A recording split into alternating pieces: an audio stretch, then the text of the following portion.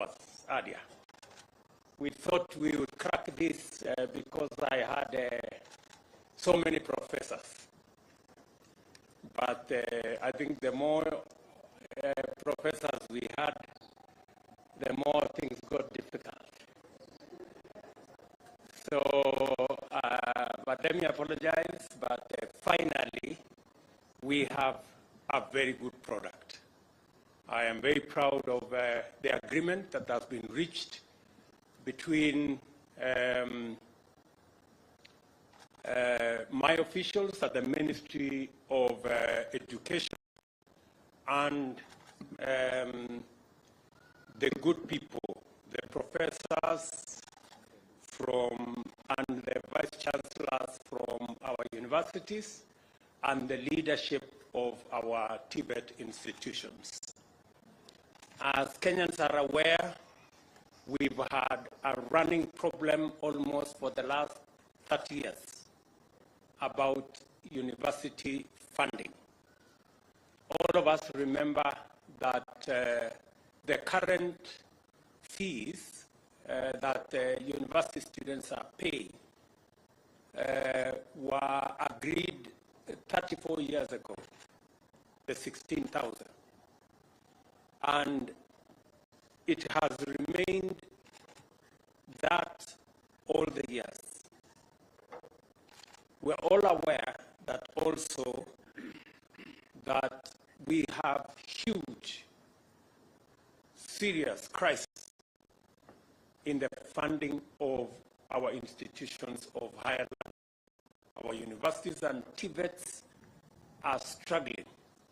Many universities have court cases. They cannot pay their lecturers.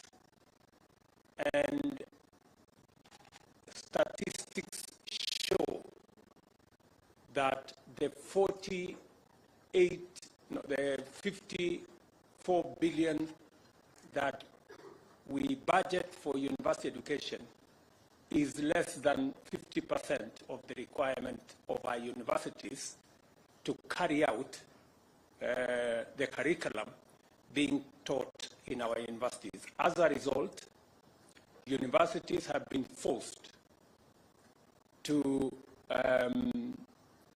cut corners, if I may put it crudely, and look for alternative ways of trying to get our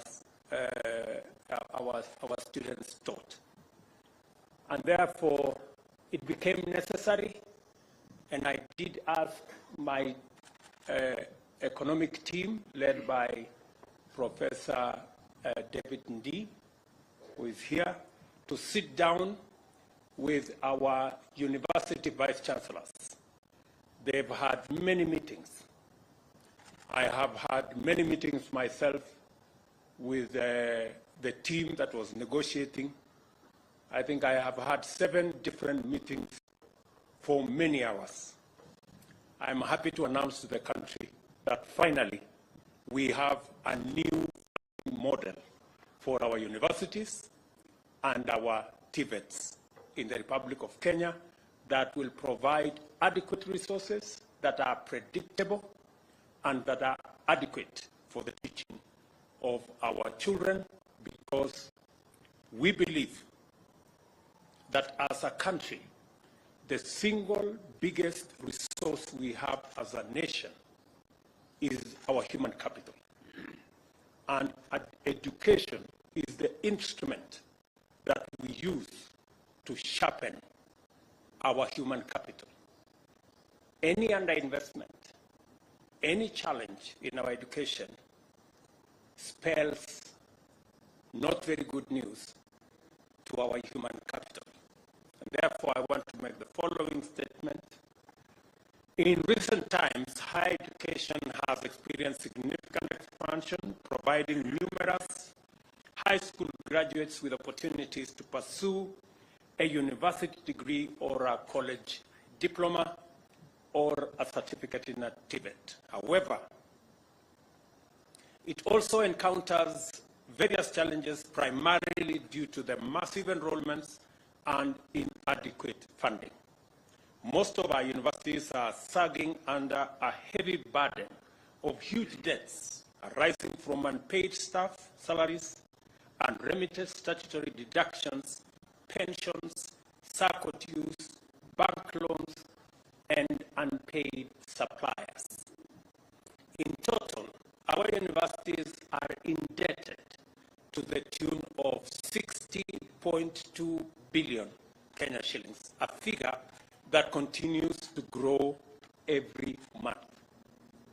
Similarly, the technical and vocational education training institutions, the challenge has been the increase in enrollment from about 90,000 8 years ago to 327,000, leading to a reduction in funding per trainee over the years from an average of 30,000 to as low as 17,000 a year last year. It is therefore crucial and necessary to develop a new funding model to address the financial challenges facing higher education. This new funding model does not increase university fees. Let me repeat that. This new funding model does not increase university fees. In the financial year 2022-2023, Kenya shillings 54 billion was allocated to university education, both as grant and as loans. In the next financial year, under the new model, we are increasing the budgetary allocation from 54 billion to 84.6 billion, an extra 30.6 billion. This is an increase of 56% and translates to an increase of funding per student from 152,000 to Kenya shillings 208,000, an increase of 37%. The budgetary allocation for TVETs will increase from 5.2 billion this financial year to Kenya shillings 10 billion in the, the budgetary allocation for TVETs will increase from 5.2 billion in the financial year 22-23 to Kenya shillings 10 billion in the financial year 2023-2024. The cost of training TVET students will be 67,000 Kenya shillings per year per trainee, and that is significant. Universities and TVETs will no longer receive, under the new funding model, block funding in form of grants based on differentiated unit costs. The government has resolved that university funding will henceforth be student-centered and be apportioned to individual students according to their level of need.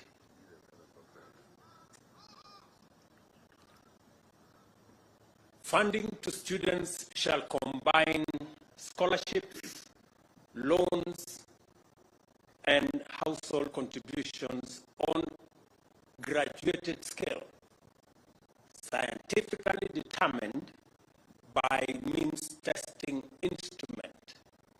The means testing instrument is an instrument that has been developed by Higher Education Loans Board over the last 20 years. Students will be categorized according to 4 levels of need. Vulnerable, actually 3 levels: vulnerable, less vulnerable, and able. All students shall be supported adequately to meet the cost of the program they choose to pursue. No student will ever be left behind. The government shall fully fund the vulnerable students, who comprise 29% of students joining university. These are 45,000 students will be funded fully by the government of Kenya, and in our Tibet institutions, 42,000 students this year will equally be funded fully by the government of Kenya. Their parents will contribute nothing. The funding shall be through government scholarships and loans. For the first time, students whose households are at the bottom of the pyramid shall enjoy equal opportunity in accessing university and Tibet education. Their households shall not make any contributions towards the education of their children because of their financial status. Students from less needy households joining university will receive government scholarship of up to 53% and loans from the government of up to 40%, a total of 93%. 7% will be contributed by their households to meet the university education. Category number 3, the able students from able households joining university will be funded through a government scholarship up to a maximum of 38% of the cost of the program and 55% in form of loans. Again, in this case, their households will pay only 7%. The difference between these two is that the less needy students will get more scholarship and less loan. The able students will get more loans and less scholarship. In the Tibet category, the less needy students joining Tibet will receive government scholarship up to a maximum of 50% and 30% loans from the government. Their households will pay 20% of the cost. The able students joining Tibet will be funded to the tune of 32% for government scholarship and 48% for government loans, and their households will equally contribute 20% of their costs. Universities will therefore be required to declare and publicize the actual cost of their programs. No public university shall levy additional charges or raise its fees without the approval of the University Funding Board. Students who are eligible shall apply for government scholarships, loans, as well as bursaries from complementary funding agencies, including county governments, the national government constituency development funds, and private companies. The University Funding Board shall share information with students on availability of sources of funding through its portal and streamline the application program. The new model of funding higher education to be implemented effective this academic year 2023-2024 will commence with a new cohort of 173,127 students joining universities and 145,325 students joining Tibet. All continuing government-sponsored students shall be supported in line with the previous existing funding model. Starting from 2023-2024 academic year, The process of placing students to universities and TVETs shall not be linked to funding. All universities and TVETs shall, with immediate effect, disclose and provide information on the cost of their academic programs to the Kenya University and Colleges Central Placement Service. The Placement Service shall publish this information prior to placement of students so that students can choose the universities they want to join. With a new funding model, universities and TVETs will be motivated to raise additional resources and to enhance the quality of education so as to attract more students. Overall, there will be 4 funding streams to ensure the sustainability of university and TVETs. This shall include student-centered funding, the one I have explained. We are going to interrogate now research funding. We are going also to separate this from capital infrastructure grants that will now go to universities for development of university facilities. And also we will be encouraging fee-for-service, such as consultancy, where universities can provide this service. Having developed an elaborate framework on student-centered funding, we shall turn our attention to the other 3 funding options in the short term.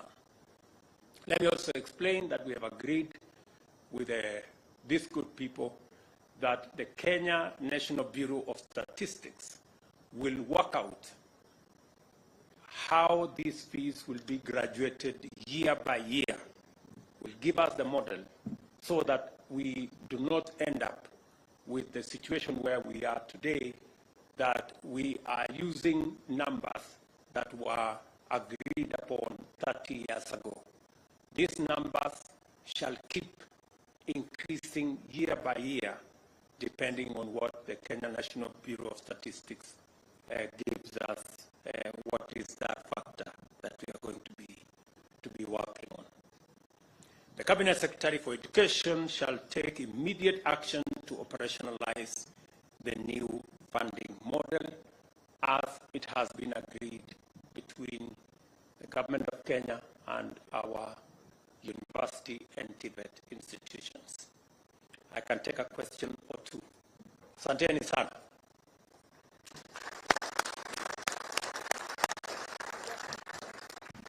Kuna maswali pale?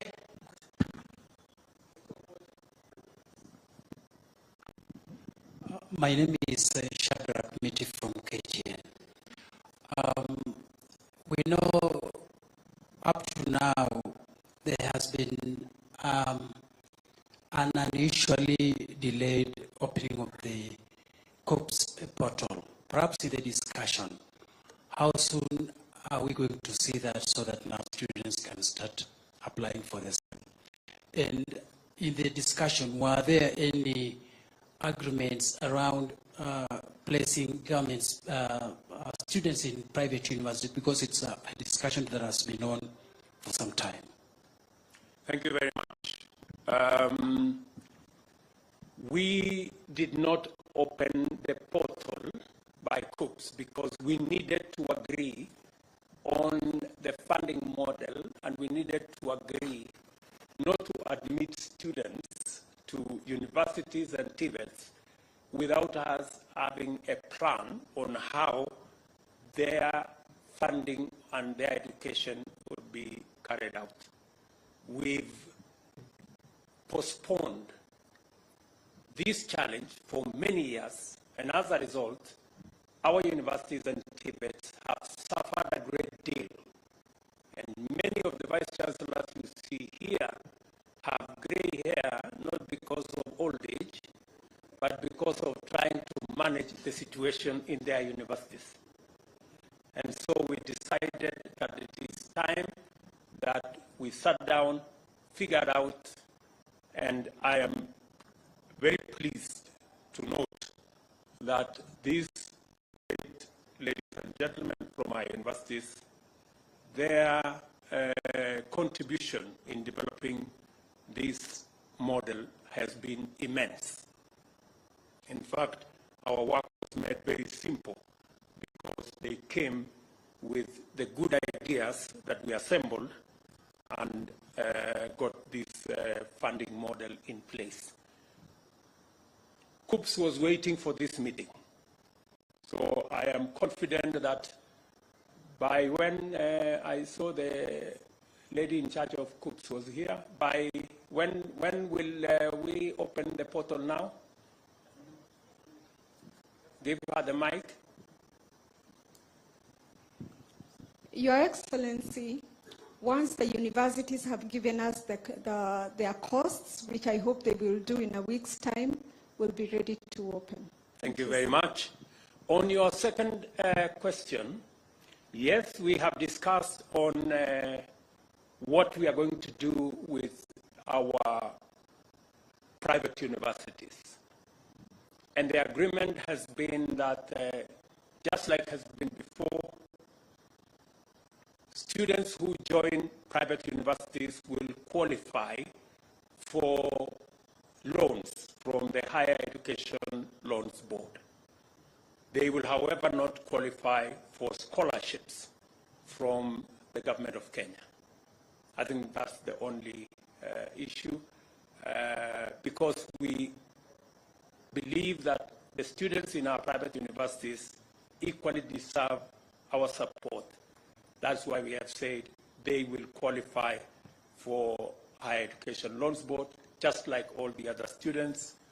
The scholarship from government will only be limited to students in public universities. Any other question? My name is David Muchongo from the Daily Nation. You have given the categories of the students that will be the vulnerable, less vulnerable, and able. Do we have a formula of working that out so that we weed out fraudsters? Yes, it is exactly the point why we have, and as I told you, we have a means testing